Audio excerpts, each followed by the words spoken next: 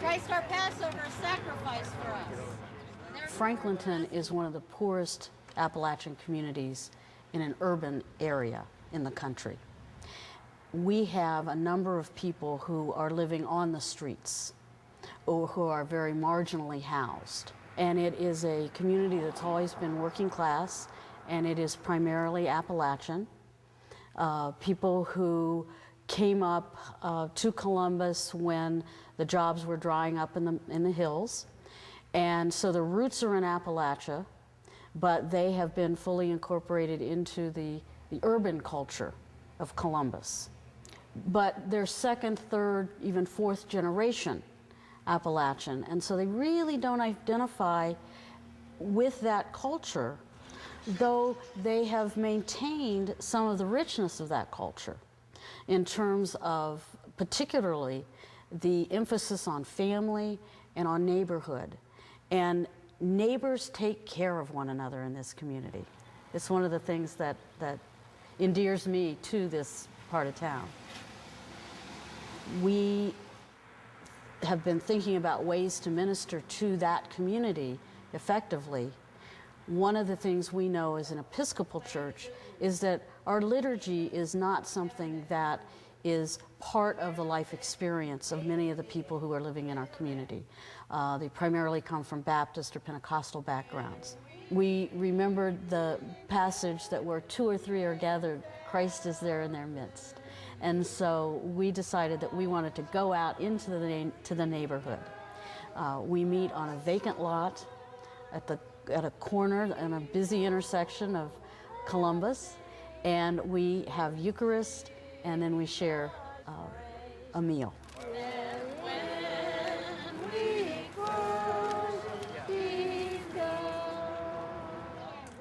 When we wanted to begin Street Church, it just so happened that I had met the founder of Ecclesia Ministries in Boston, a street church that meets on Boston Commons every Sunday. And we were able to talk about the concept, and then I could bring that concept back to our mission council and to other members in the congregation. And it was immediately embraced by this congregation as, yes, this is a place where we belong. This is the way that we want to be church in this community. We have a lay coordinator for Street Church, and we have 5 or 6 members of this congregation who are regularly involved. A number of others are on and off. And then we have people from Episcopal churches throughout the Columbus area who come and worship with us, have become part of our Street Church community. And then we are in partnership with a Presbyterian church in Powell, Ohio, one of the affluent areas of the community. I think it brings the community together. It allows the folks that are less fortunate, that maybe can't attend a church or aren't comfortable in a church, the ability to come together and share the fellowship and meet the folks around and just really feel part of the community. My mother and father they run the Amazing Grace Church down there, right down the street with Jimmy Hood, and they're both passed away right now, so I'm stuck on the streets by myself. And Miss Leanne, she's a very nice lady. She takes care of everybody. I mean, if I need to take a bath or anything like that, I need socks on my feet, clothes on my back, she would get them for you. Our Father, who art in heaven, hallowed be thy name.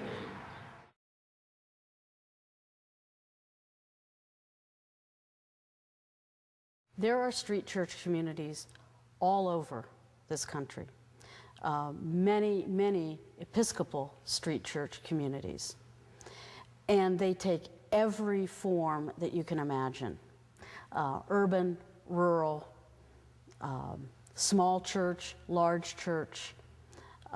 And the place to start in terms of linking into that larger community is with Ecclesia Ministries out of Boston. They have a come and see weekend every fall, and in fact we're planning a come and see weekend for next year here in Columbus. And it's an opportunity for people to come together and to share. But beyond that, and at a more local level, the most important thing to do in beginning a street church ministry is to start to build relationships with the people with whom you're going to be in ministry.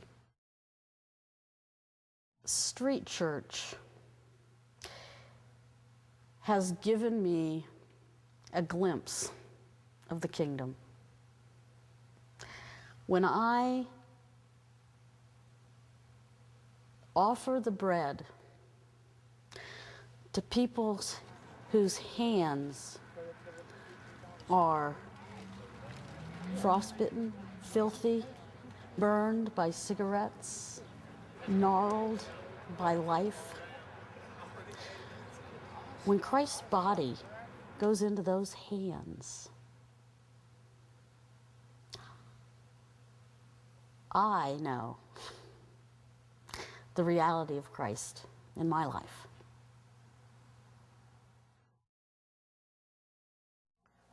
Long-term unemployment creates an atmosphere of depression and debilitation of the human spirit.